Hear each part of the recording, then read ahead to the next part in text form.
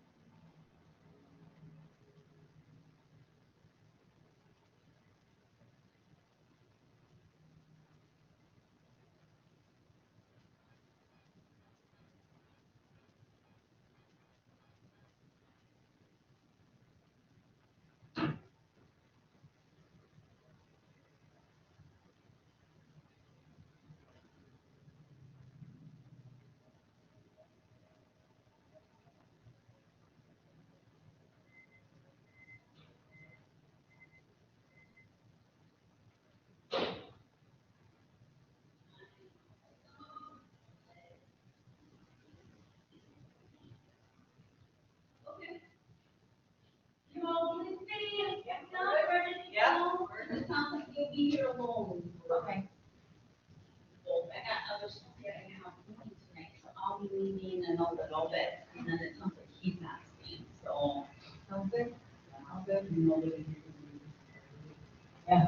And I don't know. Only one more week of lecture. Oh, yeah, so next week's your last, because then you're not there, but. No, I know. So, yep, next week's Got last. it, sounds good, thanks, Steve. Thank you.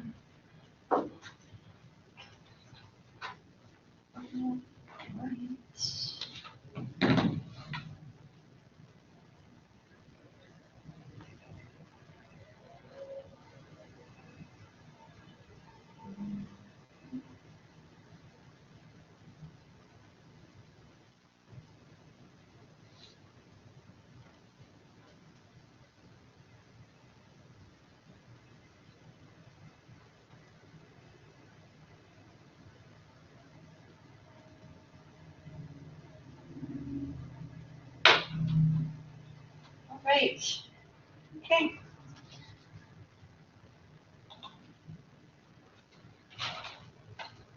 All right.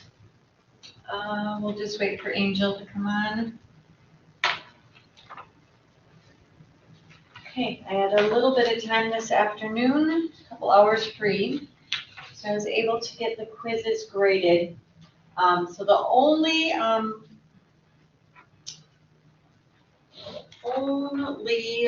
one I want to go over, hi Angel, is the question regarding the markup pricing.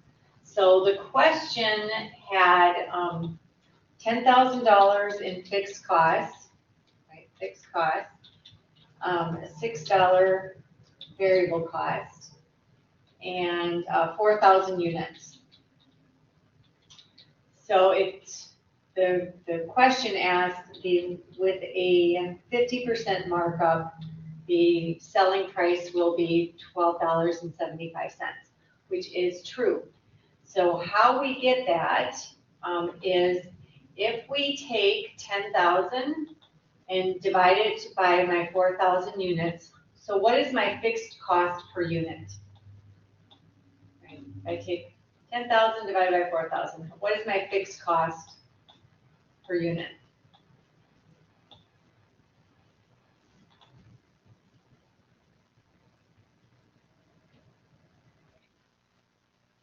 Okay, that's my variable cost. So if I've got $10,000 in fixed cost, and I'm gonna have 4,000 units, yep, my fixed cost per unit. So if we take Ian and Scott and add yours together, that's our total cost, right? So our total cost fixed and variable is $8.50. So $8.50, I'm going to take that and multiply it by my 850, or actually I should say, I'm going to add that to 850 multiplied by my markup. So my markup is $4.25. So 850 plus 425 gives me my selling price of $12.75. Right, so that was the only one in terms of questions where there was, more than a couple of people that had it wrong. So whenever there's, more than a couple of people, I want to make sure that I'm clear and going over everything. So we got it down.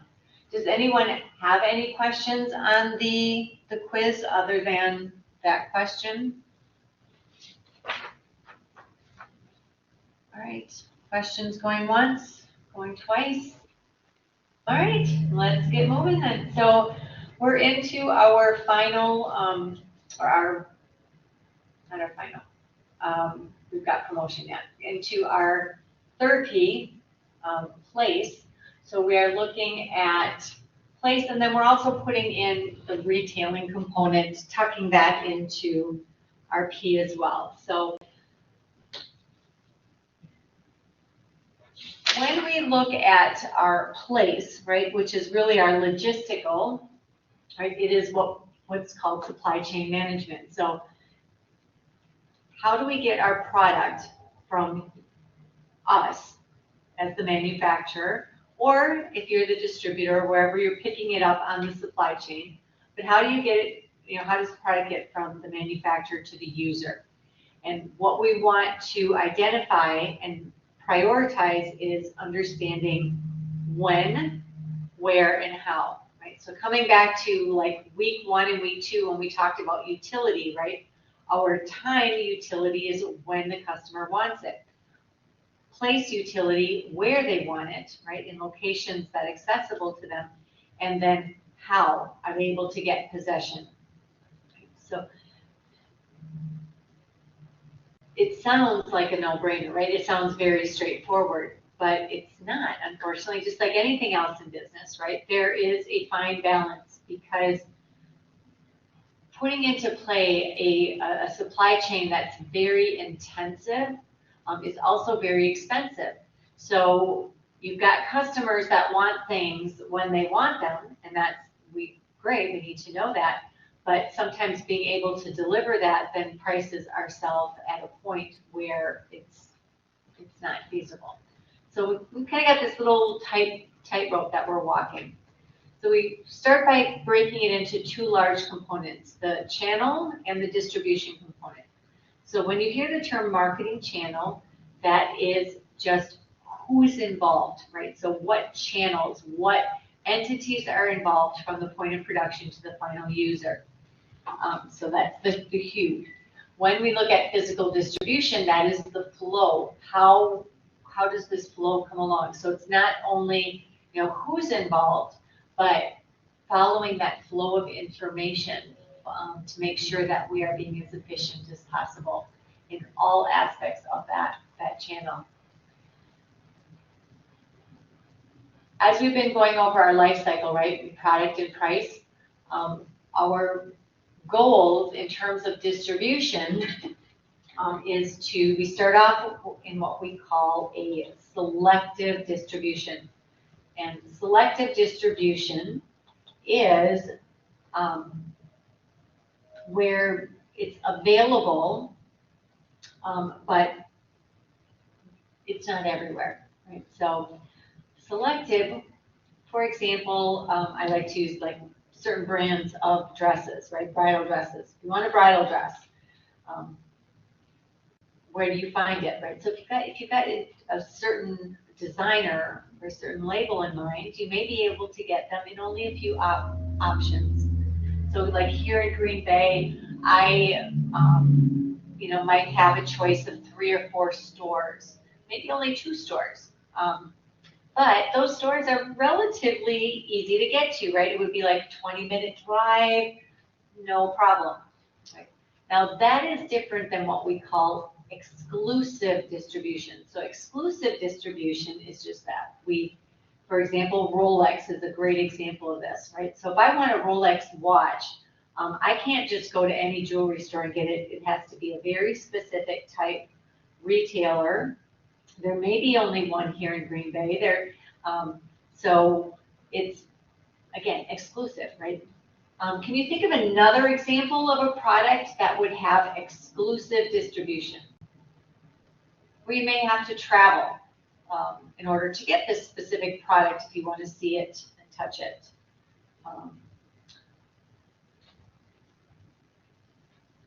Any examples?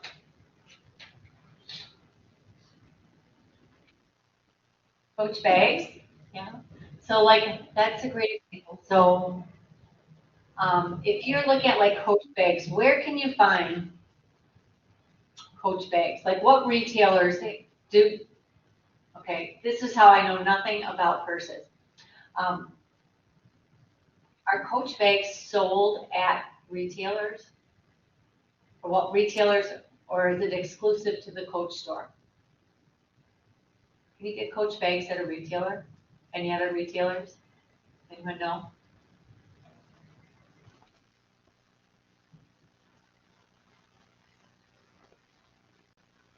Okay, so if Macy's has them, plus you can do, that would probably be more towards the select distribution.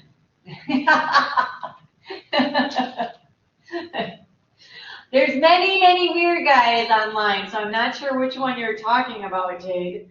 Because let me tell you, there's a lot of weirdness out there. So yes, though, you're right. Limited flavors that are partnered with a specific location. Okay, so Tabasco sauce may only be made in Tabasco, Mexico, but where can you find Tabasco sauce? If you wanted to buy Tabasco sauce right now, where could you go?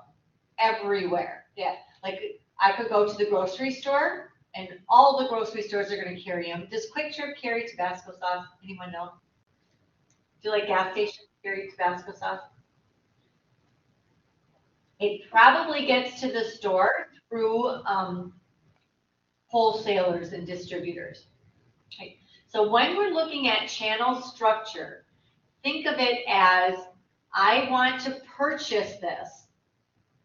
Where can I find it? Okay, so if I'm looking for Tabasco sauce, I would say that is intensive distribution. So Tabasco sauce, the makers of Tabasco sauce have agreements with many wholesalers probably, that these wholesalers will distribute their product to all grocery stores, convenience stores, gas stations, restaurants, right? A lot of times if you want to go to a restaurant, you can also get Tabasco sauce there, right? So kind of like that concept of vending machine, it's taking it out one step further. So that's called intensive. So new car, that's a great question, right? So if you're looking at a new car, now let's just say I'm looking at a new Ford, right? A new Ford. So if I want to go and get a new Ford, I have to get it from a specific dealership. That would be selective distribution. Because is there more than one Ford dealership within 20 or 30 minutes of where you live? Then it's select, yeah. Yeah, because you still have a couple of choices, right? Now, if it was that Ford only allowed one dealer, yeah, a lot of times it is one on each, only one dealer per 100,000 people or something like that, then it would be exclusive. But Ford, that's not their strategy. They've said, you know what, we want to have choices into there. So don't think of it as the product being offered. Think of it as how the product is getting to the consumer. Yeah. So, so yes, yeah. So Rockwell products, you can, yeah. So if they're, yeah, there's a certain, a Lamborghini would be exclusive distribution. Because if you really want a Lamborghini, I don't believe there's any dealership in Green Bay. I could be wrong, but I think there's one in Appleton. So if I wanted a Lamborghini, I could get one if I wanted to actually go and look at it. But yeah, it would be a little bit farther of a drive. And not everyone, right, can get a Lamborghini distributor, agreement, because they want Lamborghini, kind of like Rolex. They want to have that scarcity concept of being exclusive. That's part of their overall marketing, right? Versus like a Pepsi, who's like, we want to have an intensive distribution strategy because we want you to be able to get a soda within 5 minutes, right? So if I'm sitting in a grocery store, I can get a soda. If I'm driving, I can run in and get a soda at a gas station. I can run through a fast food place. I can stop and get it from a vending machine in many places as well. So, very different thought processes, different marketing. And how, like, we pull this in is typically, if I'm just putting a product onto the market, I'm going to have more of a selective distribution just because intensive is very expensive. It takes a lot of money to do intensive distribution because you've got to pay all of these channels, right? We've got all of these wholesalers, distributors. To do something like a Pepsi does, to get Pepsi in all of those different locations, you've got to pay someone to go and stock that, right? Pepsi has to pay someone to go in and stock the shelves at Target, at Walmart, at Pick and Save. I don't think they do it for convenience or gas stations. They do their own, but I could be wrong. Making sure that those who have vending machines are that it's up to date and being used, right? So that's very expensive to do that. So typically, as we're introducing a product, it tends to be selective. And then as it grows, we become more and more intensive. We kind of, as more and more money flows, and our marketing changes to try to reach the largest market possible, we start to build that intensive distribution network. And then as we start to decline out, it comes back more to selective until the point where it's just unprofitable. And then again, exclusive that's just a strategy in and of itself, typically by more luxury brands. For example, Tesla would be another one that has an exclusive type strategy, right? Yet you can't just drive down to the Tesla dealership and get a Tesla, right? So yeah, so when looking at channel and the marketing channels, think of how you get the product, right? So how the product is, if I want X product, how close am I to it? How easy is it for me to obtain it? And that's going to help you with the channel structure. Okay. Let's see.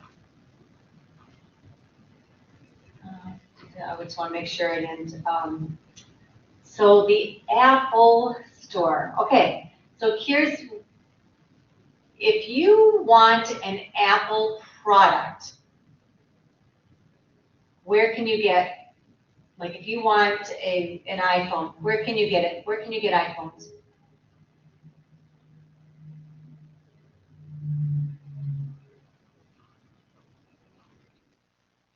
Okay, so at like all cell phone companies, just, so what type of marketing channel does the iPhone have? Exclusive, selective, or intensive? Yeah, it's more intensive. It's more intensive Because here's the deal, can I get an iPhone at Walmart? Yeah. Can I get an iPhone at Target? If I really wanted an iPhone and you're living in a somewhat populated area, are you within a 5-minute drive of being able to obtain an iPhone? Yeah. Then you know what? It's intensive. Yeah, probably intensive. Now, that being said though, right? When you go, what you know, as they come out with like new releases and things like that, they're going to kind of hold back and market some exclusivity in that concept. And that's just because it's a new product that's coming out. But their channel structure is intensive. It's very, very easy to obtain an iPhone if you want it. So they've spent a lot of money on their channel structure and branching out into those areas. So again, kind of think through that process. Can I get it at Walmart? Can I get it at Target? Can I get it at the grocery store? Pretty soon we'll probably be able to buy iPhones at Quick Trip. You know, they may be branded Quick Trip, I don't know. So anyway.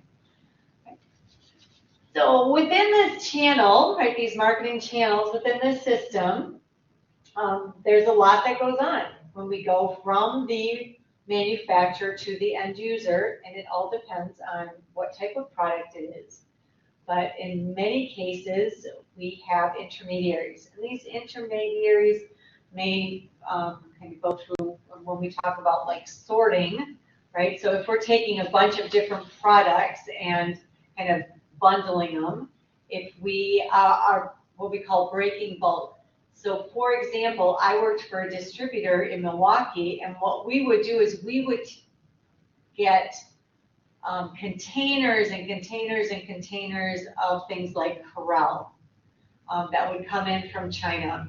So Corelle dishware, and so of these containers, right, then it would be like, okay, you know, there's 2,000 sets of dishware, and we've got 10 going to Shopco, you know, 102. We've got 20 going to Shopco 46. So we would take and break these big lots into smaller components, and then we kind of sort through. We'd have, you know, 150 other products that we would then buy in bulk and then kind of package up and sort through. So there's one shipment going to Shopco 46, one shipment going to Shopco 105, and whatever it might be. So in essence, we were not only sorting and breaking, but we were maintaining inventories for them. So if they needed it, they could get it right away. They didn't have to wait for, you know, the container to come from China.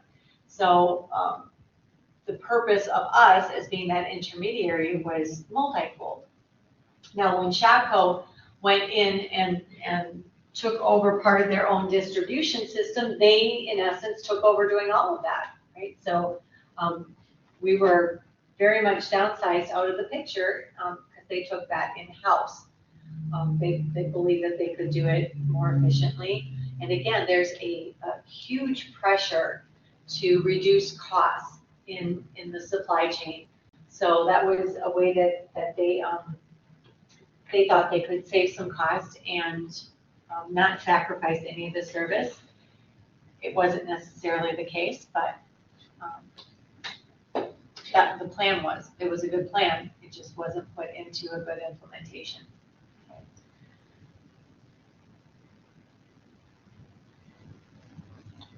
Any questions?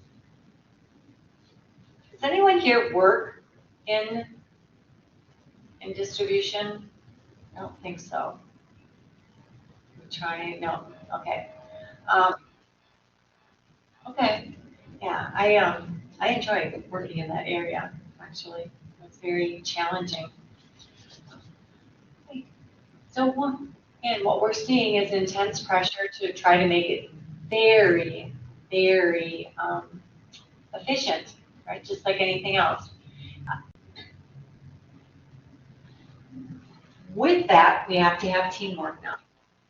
So what before, before you would be like, okay, well, I'm the manufacturer, I'm the distributor, and you kind of just looked at it as this is my job, my part of this. but we didn't necessarily see it as this one big, long, from here to there type team.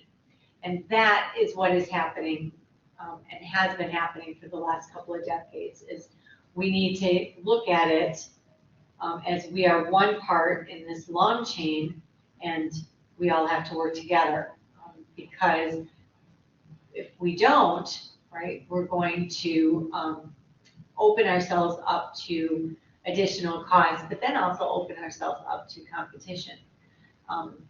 More competition than we already have. So we want this seamless network. Why we want that is a couple of reasons. We have a connectivity issue, right? So if I am going from point A to point B and taking all these stops along the way, I want to know exactly where we are at any given time, right? Connectivity. So, if I am the third stop, I still want to have connection to the first and the second stops, because that's going to give me information that I need, right? So connectivity, it's a strong information flow, which then leads to community and collaboration, right? So as we continue to share this information, it's going to build more relationship within those channel structures. So again, it's not a us and them anymore, it's a we, even though we're totally different companies, so the thought process is changing, which is very hard, right? Because you're dealing with other companies that you don't necessarily maybe you don't even like, right? Maybe you don't even get along. So just like in any other part, we can have conflict. We can have, where, you do a really good job of communicating, but, point two doesn't, so how you have no control over that. So how are we going to fix this? And it's a lot of work. It's a lot of work. So again, we want to move from a win-win attitude. We want to all work together, which, again, that sounds like duh, but in the real world, it's not as open, it's not as easy as it sometimes should be. Okay. I'm going to let you guys read this because, again, if you've been out in the workforce for a while, you've seen this. You've probably been a part of it at one point or another. If you've ever been waiting for a shipment coming in, or waiting for information coming in.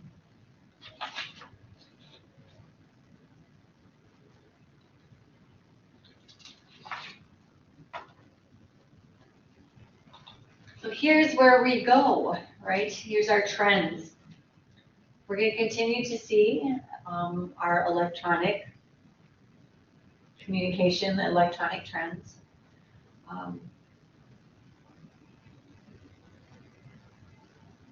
Whether or not you are a fan of Walmart, and I realize like Walmart's kind of like a little hot topic sometimes. Sometimes I'll mention Walmart and I'll have students go off on a long rant, but whether you're a fan of Walmart or not, in terms of their business model, Walmart in and of itself has done more for productivity. Yeah, Walmart has forced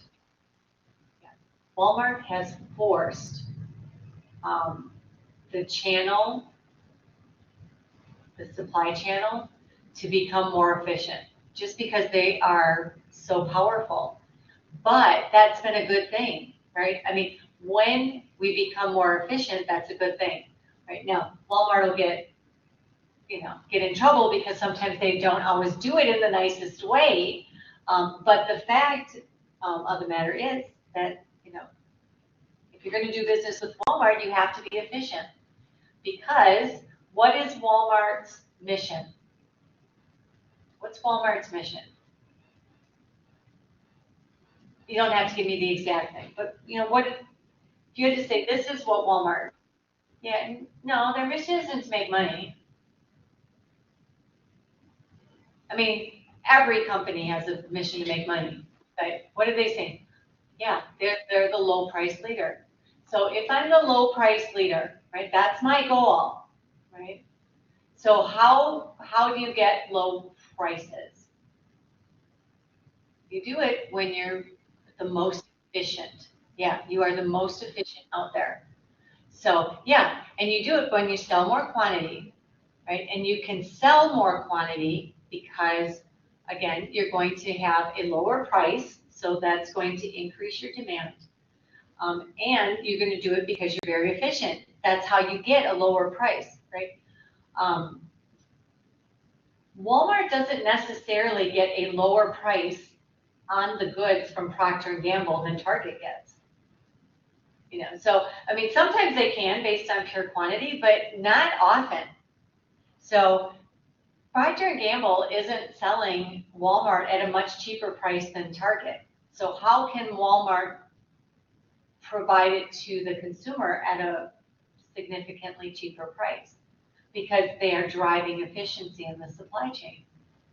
So how do you drive efficiency in the supply chain? So we coming back to that connectivity. So how do you make it more efficient going from the manufacturer to the end user?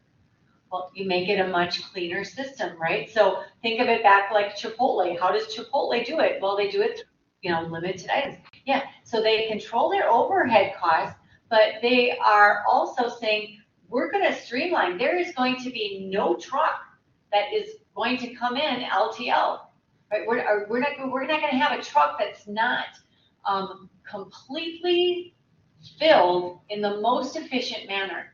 So we've got a full truck, and so our transportation is the most efficient. That we've done that part.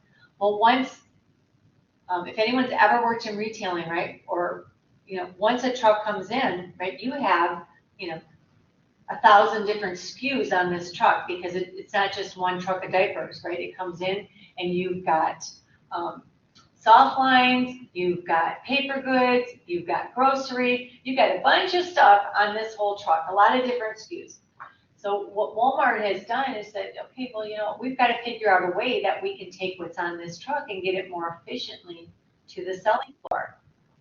Yeah, it is crazy. So how can I get it from the truck to the selling floor in a more efficient manner? They did it through electronics, through technology. They said, you know what, before, you have to unpack a pallet. Well, they scan a pallet now, right? You've got your scanning, and whatever's on that pallet's automatically scanned in one shot.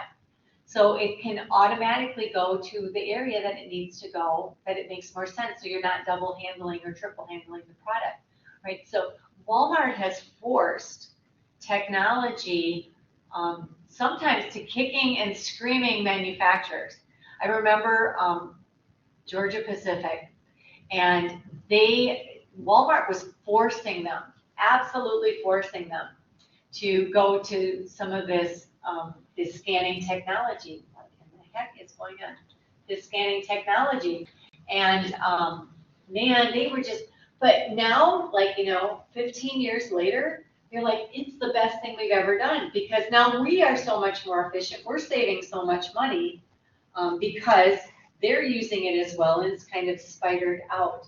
So technology, big thing. So continual improvement on how we are making it faster and better to go all the way through those lines.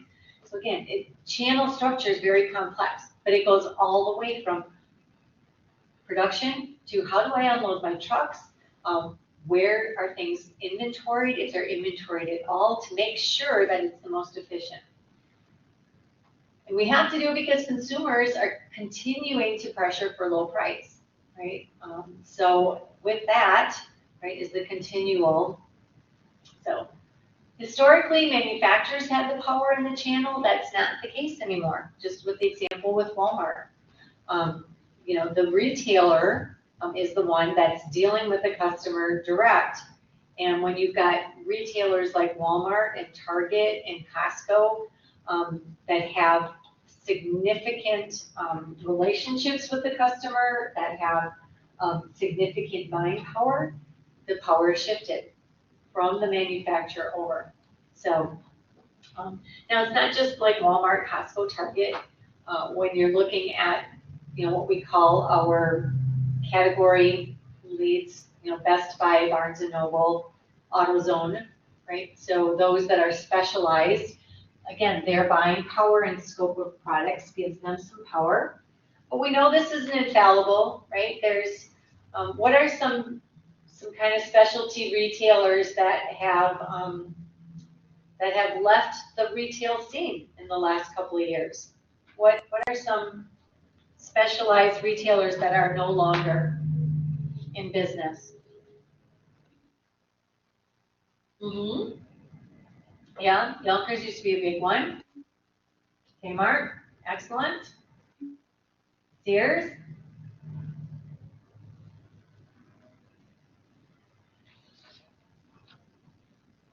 What else? What are some of the? You're right. Most, yes, which is almost like a whole nother topic of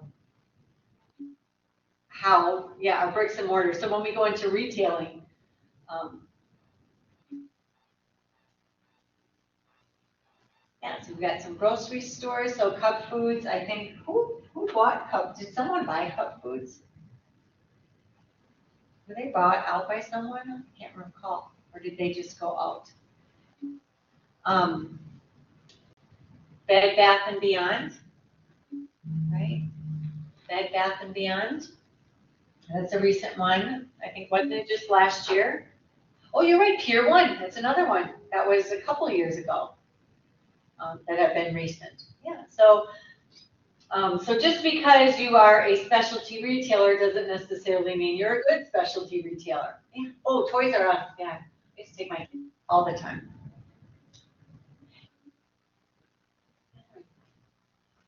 Yeah, no, Barnes and Noble's still on, but you're right.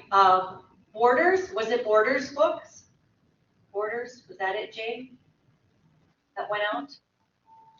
Yeah, Bed Bath & Beyond is the one that's most recent. So what happened with Bed Bath & Beyond? That obviously the retail environment wasn't strong anymore, and I believe they, they are now with Wayfair.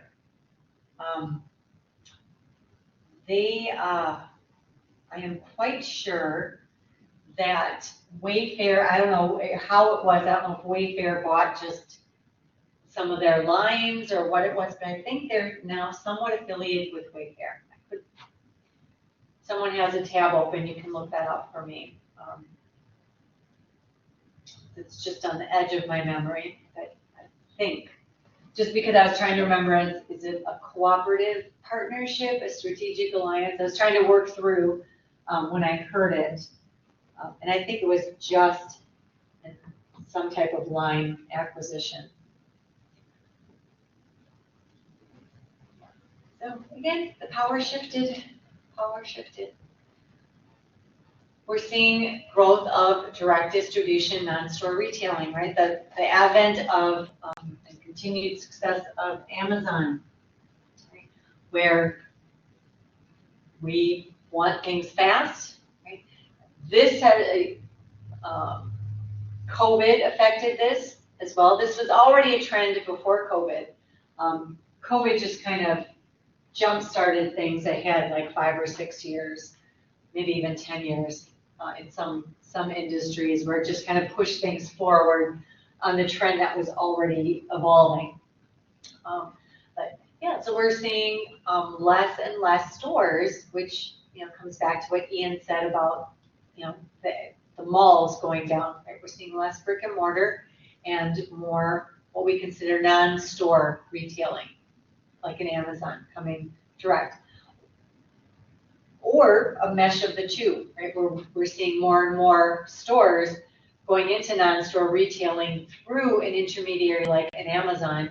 So they're still pushing goods through, but they're also shipping instead of just a traditional brick and mortar. So retailing is a kind of a subset of our marketing channel, of our channel management. So if I am a product And one of the most crucial things is determining how do I get my product to the end user, right? So do I do it as part of a retail channel? Do I do it just via the internet on a non-storing bill? Right, you have to decide these things. You know, what's the best way? So how do we determine what's the best for consumers? Well, if I think a retail is the way to go, right? If I have to choose, right, I can't choose intensive right away because I don't have the resources for that. So I've got my selective distribution. So I am, you know, a new pet food manufacturer, right? So the new pet food manufacturer, I'm kind of developed this really successful line of raw dog food. That's one of the trends that are occurring within the pet industry. So how do I determine where it's going to be sold? Right? Because I have to pay the retailer typically. So if I want to slot my food into a grocery store, I'm paying the grocery store for that space on the shelf, right? I don't just go to the grocery store and say, I have this really great product, right? They're going to be like, yeah, you and 10,000 others, right? So the grocery stores will be like, no, you need to take a slotting fee in order to carry your product, right? It's not going to be out of the goodness of their heart. So how do I decide, right? I've got limited resources. Am I going to go into Target, or am I going to go into a grocery store, or am I going to go into like a Petco or a PetSmart, go into a product line? Right? So when choosing those partners, you have to kind of take a look and say, okay, well, does it make sense? You're right, or get on Shark Tank and then you've got it taken care of. Although Shark Tank has so diluted themselves, I don't know. Is it even special to be on Shark Tank anymore? I mean, I just see all of this, you know, kind of like the as seen on TV marketing. It's kind of like as seen on Shark Tank. Like, have 10,000 people been on Shark Tank? Oh, that's interesting. That is interesting. So is they being the person that's introducing the product, or the Shark Tank people? Oh, the sharks back out. Well, that's kind of crummy. After the show, they back out? Okay, well, see, that's why I'm not gonna watch the show. So then they're just playing for the, oh, where was was the ghost tour, like somewhere around, like where in Wisconsin? Remember, Scott? Yeah, all for entertainment, Heather, I agree with you. It's all marketing to the audience, which, you know, then is just like fake. Yeah, I mean, I get that, but, you know, maybe I'm just being too cynical, but gosh, if you're gonna do this TV show, don't you think they already have, you know, shouldn't they be running the numbers before the, you know, before they agree to it? You'd think that would be part of their business plan, that they have to bring to the sharks. Um, yeah. Has anyone ever done the ghost tour in Door County? I go to Door County in the summers, so I see it all the time. It's not my kind of thing, but um, on the trolley, yeah, on the trolleys at Egg Harbor. Okay, so yeah, they have ghost tours here in Green Bay. Even there's a ghost tour in Green Bay. It might actually, now that I say that, it might be a haunted pub tour. It might just be another way of going bar to bar. Now that I say it, so really, I don't know if it's really a haunted ghost tour. It'd just be kind of spooky things. Yeah. So it's really interesting that we're talking about this. I'm in a different class on Tuesday nights, and it's Visions of the Afterlife. And Tuesday, Halloween, we of course had to talk about all the spooky stuff. And so we were talking about various haunted locations near here. And the one that I brought up was there's a hotel that's nearby me that's haunted, and how I want to go rent a room there and spend the night. So did you? Book it for Halloween next year. I haven't. Yeah, I bought a house, and this place is haunting me enough with how much money I'm putting into it. So Yeah. Oh, yeah, I wonder if they're like super busy on Halloween or Halloween weekend, as part of that.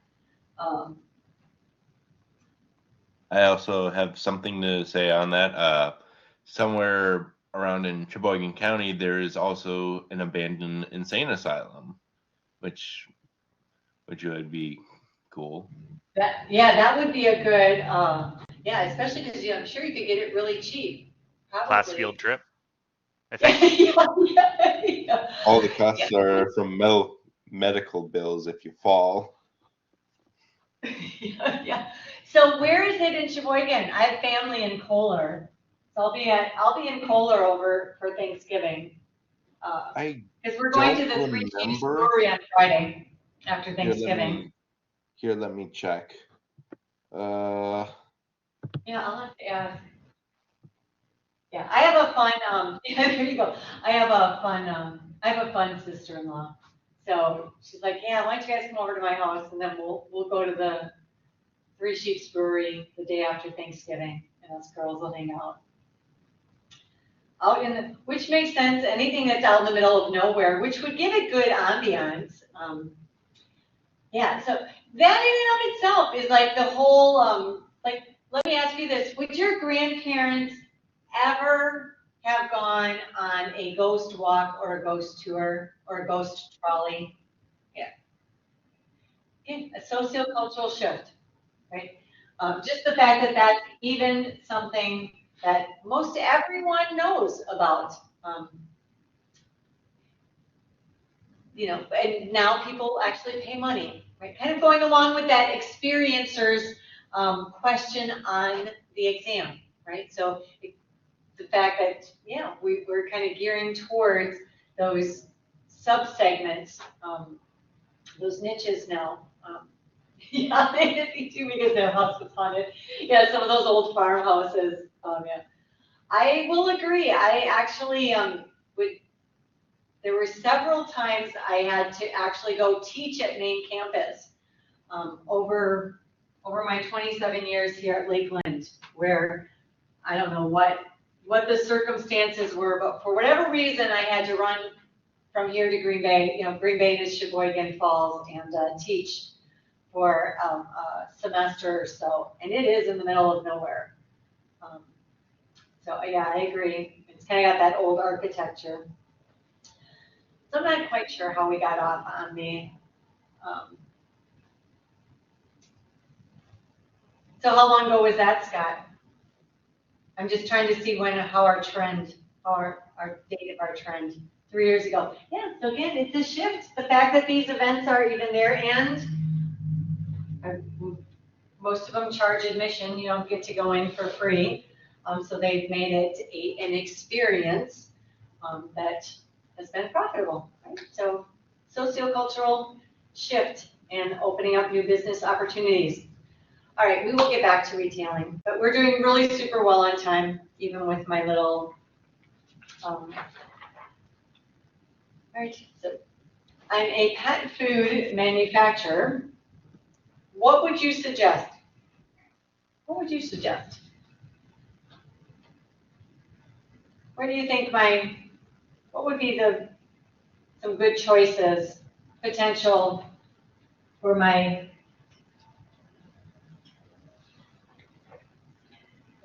raw dog food?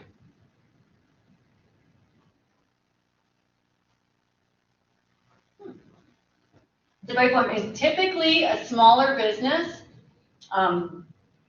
It's right, it's a kind of a nice stepping stone because it's not going to be super expensive yet. Now, Petco and PetSmart, that is a great example. I'm trying to actually think if our Petco or PetSmart has a refrigerated food area. I think they do now, which is kind of relatively new. Yes, yeah. The local business, and that's all been marketing. The buy local was or is a a Chamber of Commerce marketing, where the Chamber of Commerce has got together and said, okay, we're seeing all of these big box retailers come in, and there's value to that. But, we have these awesome local businesses that have been in business for a while. What can we do to help support them and, kind of give them a boost? And the whole Buy Local campaign, marketing campaign, has really done phenomenally in terms of helping to support those small local type businesses. But yeah, that's all marketing. All marketing. Yeah. Yeah, and started with events. That's a great example where buying local and then going into, Small Business Saturday. And I think some of the tax, they'll do some tax times too, where if you buy from local business, you don't. The growth of farmers markets, right? So that's a trend that has occurred, not only just local, but then also going on the trend of eating better. A lot of organic, right? It's a method of a way of getting organic food that's grown locally as well. Kind of piggybacking on the organic movement as well with our clean foods. So, so if we are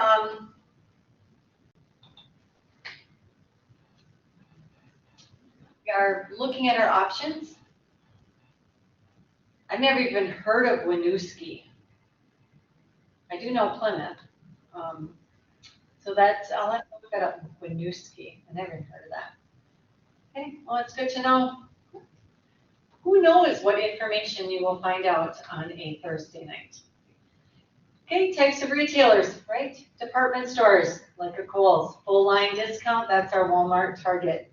Specialty,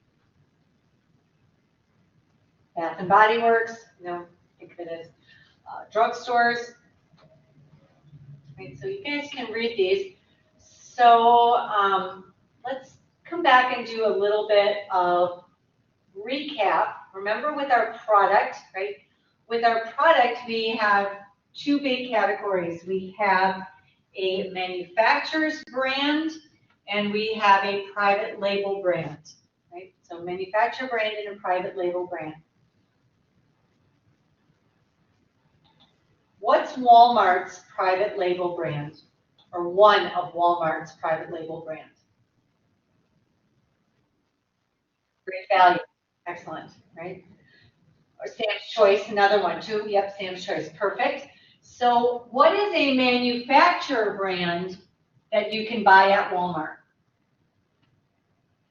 Any manufacturer brand you can buy at Walmart. There's 10,000. Yeah, Coke, Crock Pot, Pepsi, perfect. Yep, still milk, right? Almond milk.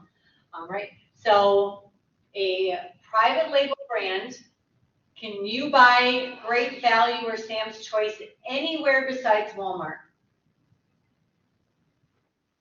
No, and that's what makes it a private label, right? So think manufacturer's brand. If I'm Pepsi, if I'm Coke, if I'm Tide, I can be bought at Walmart, Target, Quick Trip, right? I can be bought a bunch of different retail outlets. If I am a private label, I'm only going to be at what's owned by whatever entity owns, like Walmart or Sam's Club or Costco. Right? Do you typically find, like if I asked you about Bath and Body Works, would you find a bunch of manufacturer brands at Bath and Body Works? No, not typically. Now, could you? You don't, because that's part of their strategy. That's part of their marketing strategy. But you could. Bath and Body could look at, okay, what are the 5 top brands in these particular product categories, and they could be a one-stop shop. They could have their private label and manufacturer labels as well. Kind of think of it as like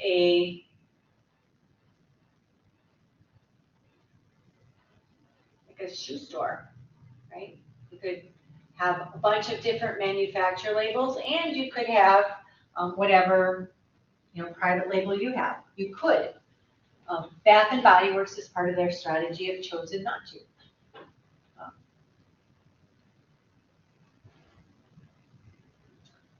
What is the trend with outlet stores?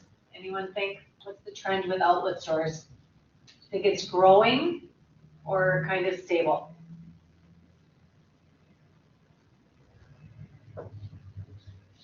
You see more and more outlet stores? Pretty stable. I don't see it. Yeah, I don't see it. There was one new outlet store that came to Green Bay.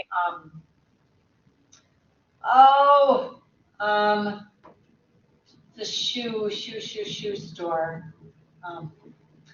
Yeah. A shoe brand, I cannot recall it, but yeah, they're the only new outlet store that's opened in Green Bay that I know of that's been, pretty predominantly marketed. Skechers, yes, thank you, Heather.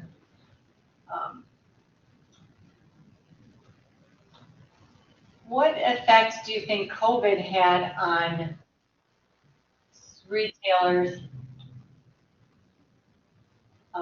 like Big Lots and yeah, it hit them hard. They had because, right, one of the things with this type of retail outlet, they weren't as technology savvy or aren't as technology savvy as like a Walmart, right? A Walmart was able to navigate fairly well because they already had the technology and they had the infrastructure to do the online ordering and pickup, right? So Walmart weathered better than any other retailer because, again, their efficiency strategy boded well for COVID. I mean, if anything could bode well for COVID, it did because they were already there. But yeah, companies like Big Lots and TJ Maxx, like Heather says, their products change very often. It's not like you could, they're getting one-ups in some cases based just because of the business model. So when we're looking at, Big Lots and TJ Maxx, if you're working for them, it would be like, boy, I'm going to have to be very, very mindful because we've already got a trend of more and more people buying online. So how can I change, or how can I expand and potentially help? Yes, and I know Goodwill stores do sell online. I know a lot of them, especially in like books. Like sometimes if I buy like used books, it'll come from a Goodwill store. So I think they have a pretty good, for whatever reason, they have a good way of doing books and marketing them. I don't know how they'd approach other things. Yeah, it's a challenge, right? I mean, but of course we need challenges in business yes, great point, Caroline. Kohl's partnering with Amazon and Sephora to get people in the store, right? So those are cooperative partnerships from a corporate strategy sense. Where we have a decline, we also have opportunity. So we have seen more and more opportunities in the growth of services. Right? So example, right? We know that we've got a aging population. So one of the questions on the quiz, right? Going through the thought process of how we do market research, right? So should Starbucks, try to kind of look at that 50 plus niche, right? So looking at an age demographic and try to appeal to just that age demographic. What would they need to do? You guys did a great job of outlining, the process of how they would go about it, right? That broad sense. But we have an aging population. What are some of the services that will continue to increase because we have an aging population? So what services do you think do people that are, 60 and older? Meal prep and delivery. Yeah, as you get older, I work with a fair amount of people that are 60 and over. I teach exercise class to them, and I have been for a couple of decades now. So I know that age segment pretty well in this geographic area. And yeah, they're like, you know what, I don't feel like cooking. If it's just one or two of them. So that's where one of our local grocery stores called Festival, and now it's getting more and more into all grocery stores, but Festival used to kind of be known because they would do like these small prepackaged meals, and you could go and you get meatloaf and mashed potatoes, and it was like, $5 or $6. And my seniors would do that all the time because they said it tasted great. I actually could probably get 2 meals out of some of these, so it, was very cost effective. So yeah, they have different, variety. It tasted good. It was convenient. So not only the fact that, you can go to the grocery store and get it, but just like what Jade is saying, more and more deliveries are being brought. Right? They have the capacity, and, at least the seniors I know, they are on their iPhones. They know what's going on. Right? They text. They, they've got their iPads. I've played Words with Friends with one of them, and she always beats me. It totally sucks. So they're pretty tech savvy. Yes, in a home pet care, right? Instead of going out, taking in lawn care services. A lot of my people have cleaning services that come, and it's just, because they don't really get messy, so they'll have like, a cleaning service come in once every, 2 weeks or whatever, and just do some of the heavier stuff. And it works for them, right? So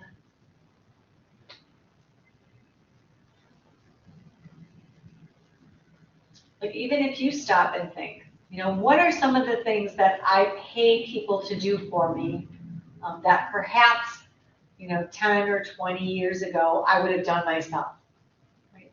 So, that thought process helps us to understand like the growth of the service industry, like landscaping, car maintenance. Yeah, that's a great example. When I actually never did car maintenance myself, but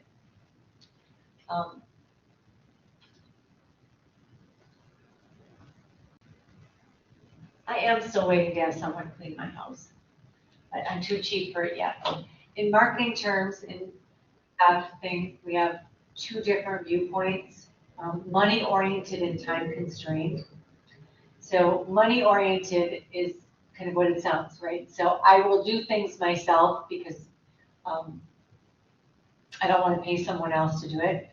But time constrained people, that classification is I really highly value my time, so I am going to pay someone to do, a lot of these extra things. Uber has really done a nice job of marketing this lately. Have any of you guys seen the Uber advertisement for kids? I can't remember the exact tagline of it, but it's in essence calling an Uber driver to drive your kids around. Have any of you seen that? Okay, be on the lookout for it. And I think it was Uber Kids. But in essence, what it did, it was like, yeah, it's interesting and it's going to continue to grow. I thought it was really a fantastic idea. What they were showing was, especially like in cities, like I think the mom or the parent was at work and like the daughter who is, I want to say, maybe like 14, 15, you can't drive yourself. Yeah, you're right. And it's like, she needs to get her hair cut or something like that. And it's kind of like this girl drama, teenage girl drama going on. And then all of a sudden it shows the Uber, the girl in the back of the Uber, and there's like a camera, so you can kind of watch. Yeah, they're vetted really well, and there might be, and I guess maybe because you've got phones, right? So on the phone, there's like the mom watching the kid or talking to the kid on FaceTime or whatever it is, in the back of the driver. Yeah, so I think it's the technology is very, they're not going to take your kid because they know where you've been. Yeah. So yeah, and it was specifically for kids. So yeah, I'm sure that they've gone through some type of special safety protocol or vetting practice. But yeah, exactly. You're right. How things change. In the blink of an eye. Don't talk to strangers. To call a stranger to pick up your kids and bring them to, their haircut because you can't. I would never do that because I would never pay someone to bring my kids somewhere because I don't trust my kids. Not that I don't trust the driver. I don't trust my kids. So because I am more money oriented versus time constrained in a marketing sense. But yeah, so we've seen the growth in service in terms of. So bringing it back to our 4 Ps, right? So product, the right mix, price equates to value, promotion, right? How do we try to communicate what we're providing of value, right? In what ways are we going to come across in that communication? And then place, location, supply chain.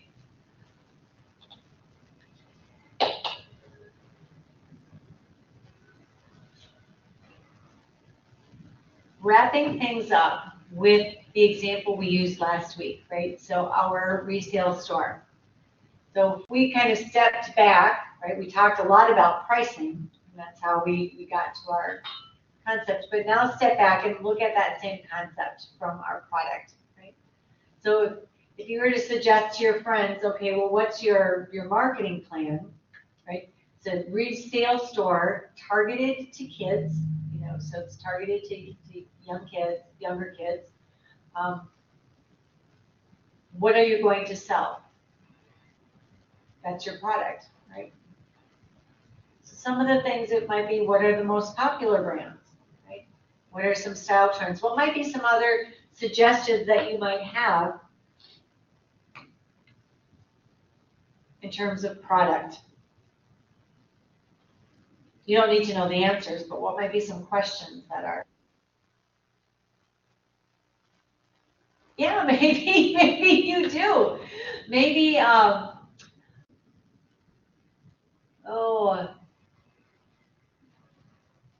what else might you partner with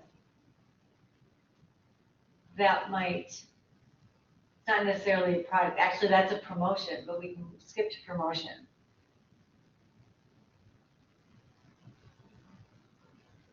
What might you partner? What might be some partners for a resale store? We call them cooperative partnerships. There's a benefit for both, right?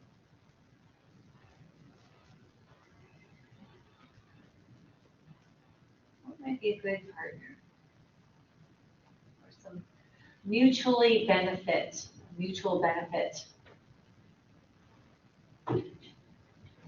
Our store. Yeah, trucking company. So let me ask you this.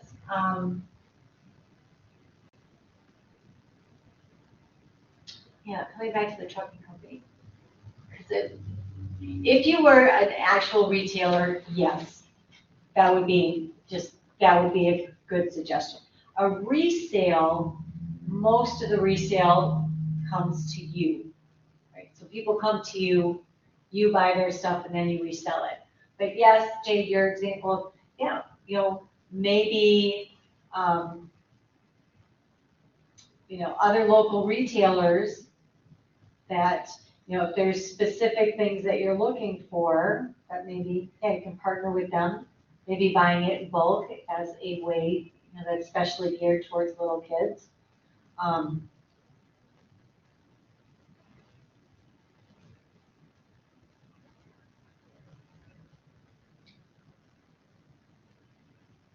Remember we talked a little bit about value? So if we're looking at a resale store, right, it's going to be a tough sell anyway. It's going to be a tough market to get into. But we don't want to be, we want to, help our friend, but we don't necessarily want to be totally negative. So how might a resale store geared towards kids differentiate themselves? Okay. What kinds of things could our resale store do to differentiate themselves? And then I'll come back to what you said, Jade. But remember we talked about this a little bit? What could they offer that's not necessarily coming to just buy clothes? Okay, they do. So if you were to come to a resale store,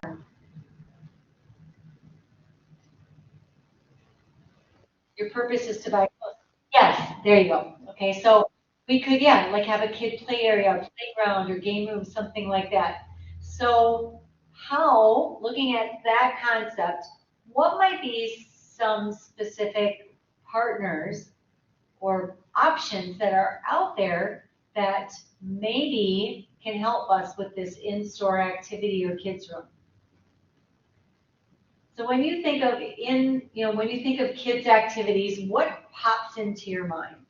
What brands come to mind? Okay, so Legos kind of thing. So, maybe what it is going in and looking at Lego clubs or whatever that are in the local stores, right? So coming back to, when partnering with nonprofit, maybe that partnership is a school and, they've got a Lego club and maybe got, Lego Wednesdays and you've got this big area where these kids can come and kind of build these Lego things. And while the kids are building the Lego things, the mom's, out shopping. Or gaming, right?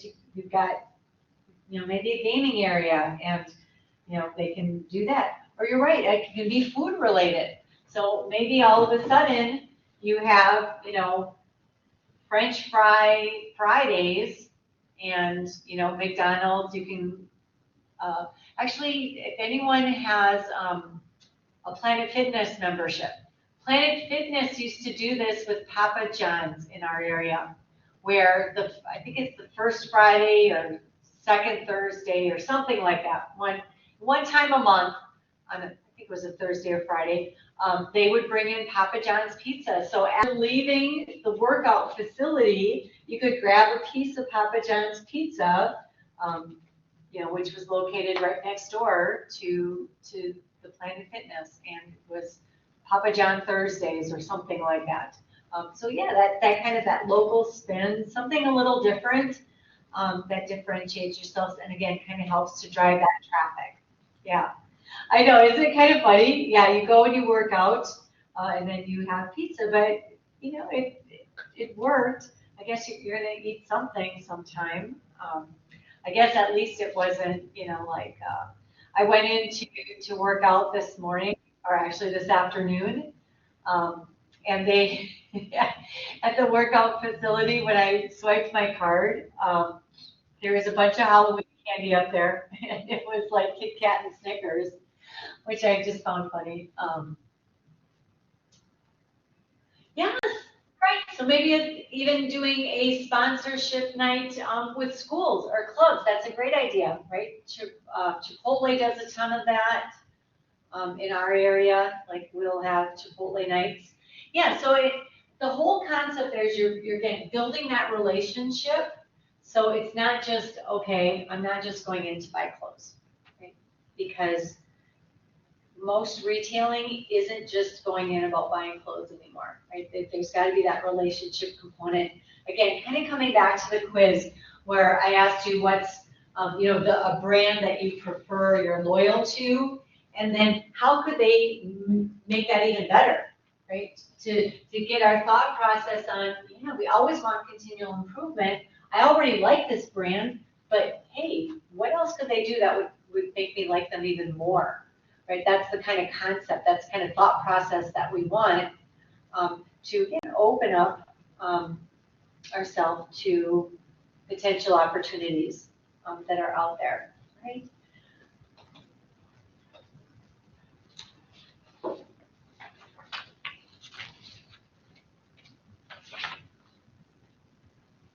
Almost there. Super easy homework this week too. Oh, there you go. Sorry. Great. We know that stores are declining, right? Retail, brick and mortar. That's the trend. It's a slow trend, but it's a trend that's slowly going away. But there are some benefits, right? So browsing, touch. I mean,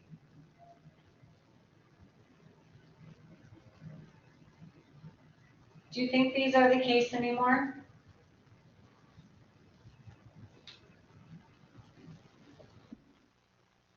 I still think it's too. Yeah, there's lots of reasons. Some of them more so than others. Yeah, I mean, cash or credit, right? The fact you can't buy online with just cash. You can use your debit card though, so that's about as closest to a cash transaction as you'll get online. Very good point. It depends on your market. Yeah, and where it's going to be. What's the So those suggestions that you guys had kind of tended to be here, right? Giving a space to do some entertainment and social interaction as well.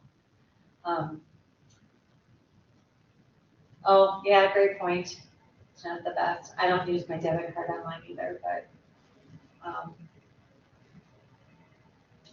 now, even though this is a benefit of a store, this is also a challenge for a store, right? You've maybe heard,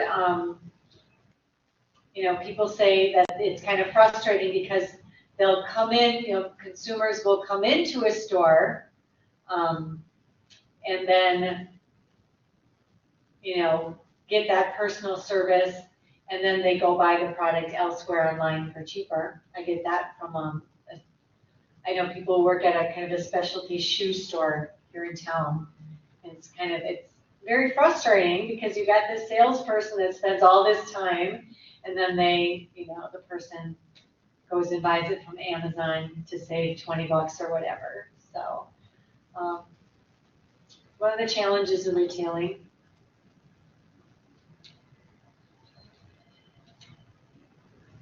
Yeah, instant gratification, right, Jay? Right. So what you will see and will continue to see more and more is the concept of omni-channel. So omni-channel just means that it is a seamless flow. So the more technology, the more this becomes possible, and the more it becomes seamless. So for example, kind of like what Jay was talking about, right? So I want to buy something, I'm just going to say from Dick's Sporting Goods, right? So something, and I could buy it online or I could go to the store, right? So, but I want it right away. So if I go to the website and pick which store, it'll show me whether there's inventory or not, right? So if I know, okay, I can see, and you can see an inventory in stock at that particular store, I know I can drive and go get it right away. And that's a benefit.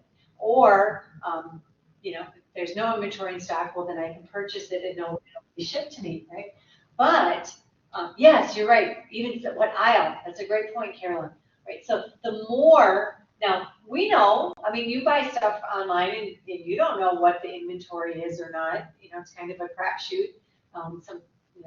My son will, people will still call the store and say, hey, I'm looking for 5 of these.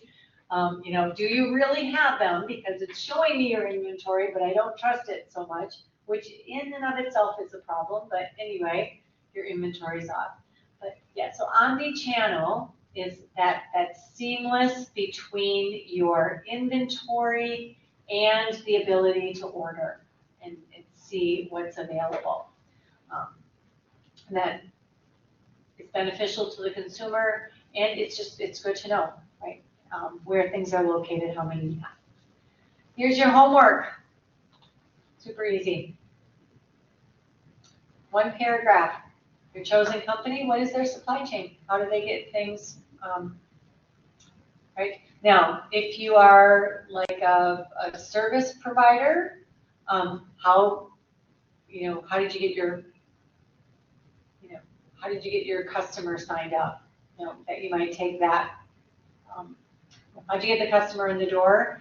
And then how did they get the product to them? So what was that channel of getting the customer to, or the potential customer to be a customer?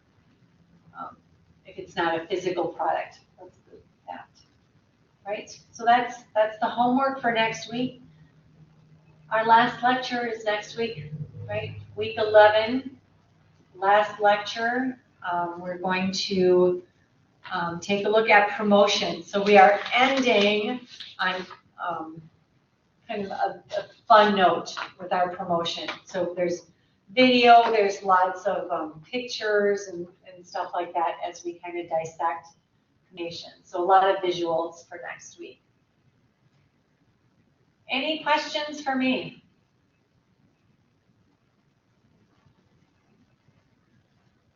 All right. If you don't have any questions, that's it. We're done for tonight. I'm not going to hold us any longer. If you do have questions, though, feel free to shoot me an email. Know that next week, after lecture, I will release the final exam, right? So you'll have from November 9th until the 20th to complete the exam, because the exam is due on November 20th. So it's a partial week because our semester ends, right? So final exam coming up, available next week. All right, that's it. If you've got questions today, if not, good night. Online students listening to the recording, our 2 words are time and place. Time and place.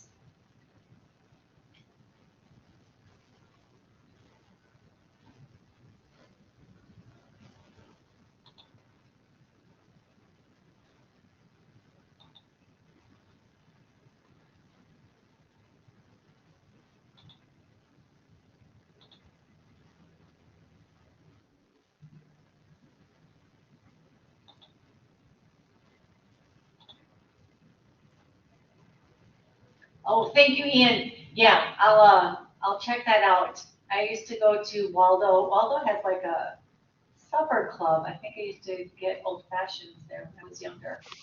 So Yeah. thank you. Yeah, especially since Winooski no longer exists. Oh, is it? Was that what? Yeah.